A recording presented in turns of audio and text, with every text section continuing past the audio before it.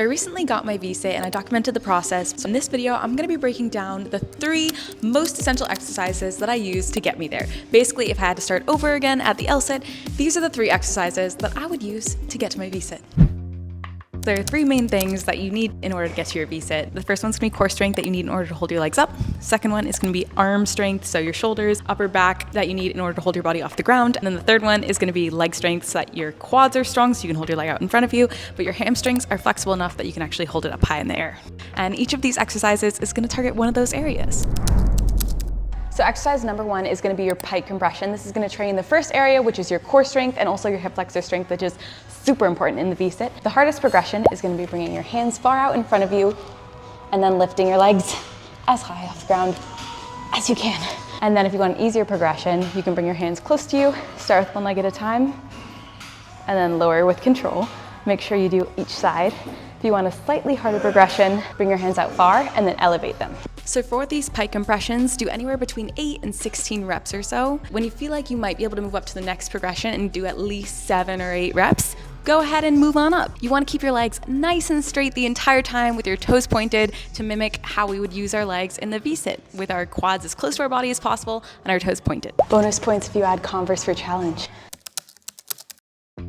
Exercise number 2 is going to be your wall V-sit stretch, and I love this one because it targets both hamstrings flexibility and also strengthens you in order to hold your body off the ground by strengthening your triceps and shoulders in the extended position. For the wall V-sit stretch, again, legs nice and straight, toes pointed, move your butt closer to the wall for a more challenging stretch, and you also really want to focus on squeezing your scapula, your shoulder blades together and then down your back. That's going to be retracting and depressing your scapula, and this is what we actually do when we're holding into the V-sit. So it's a great way to train your scapula and all those little muscles in your upper back while also working on your flexibility. So pressing your hands into the floor, legs nice and straight, squeezing your quads, and at the top of the movement, if you want to go a little bit more advanced, squeeze your quads one at a time towards your body, and this is going to help train mobility and prepare your legs to hold the top of the V-sit.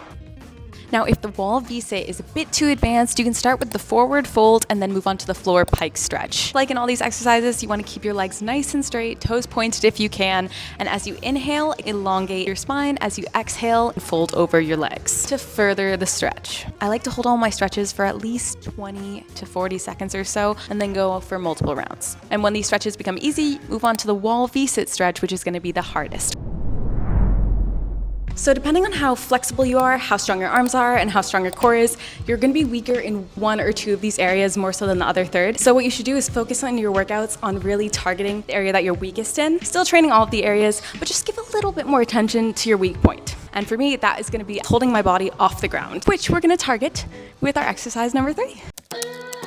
Exercise number 3 is going to be your V-sit negatives, and I love this one because it is the most similar to what training for the V-sit would actually be. Kind of like how if you're doing pull-up negatives, they directly mimic and build strength for you to get your pull-up. The V-sit negative is pretty much the same thing, but for the V-sit. So for the V-sit negative, you're going to bring your legs up as high as you can into the V-sit and lower as slow as possible in order to build up strength in that motion. For these, you want to keep your arms nice and straight, basically bring your legs up as high into the V-sit as you possibly can before lowering them as slowly as you possibly can. For your V-sit negatives, keep your knees locked out, point your toes, and lower as slow as possible until you hit that L-sit before going up into your next rep. For V-sit negatives, since they are more of a strength movement, I always would stay below 6 reps or so, anywhere between 3 and 6 reps, because it's not about quantity, it's about quality of the reps. So if you can hold 3 really slow reps, that's better than being able to do 8 reps where you just drop down to the floor really fast. Now, if you've never tried V-sit negatives before, they can feel like a big move, especially if you're not fully comfortable in parallettes. So 2 exercises that you can do before moving to your V-sit negatives to get a little bit more comfortable on parallettes. One is parallette shrugs. So pressing your hands into the parallettes, squeezing your shoulder blades together and down your back, focusing on that retraction and depression of your scapula. And then when that starts to feel more comfortable, move on to your parallette tuck sits. So here you're going to bring your knees as close to your chest as possible, still focusing on your scapula, moving your shoulder blades together and down your back, and then repeat that for multiple reps. I did parallette tuck sits for multiple workouts before actually moving into my V-sit negatives, and they helped me feel much more comfortable. So what I'm focusing on here is pulling my scapula back and down. Kick my legs up, lowering myself as slow as possible. When I hit the V-sit or the L-sit, go back up. So key things to think about: pulling your shoulder blades together and down your back the whole time. This was the hardest thing for me. So at first it's not gonna look pretty, but just keep working on it. I hope you found the video helpful. If you want the workouts that I use training for my VSIT, I put a link below, and I will see you in the next one.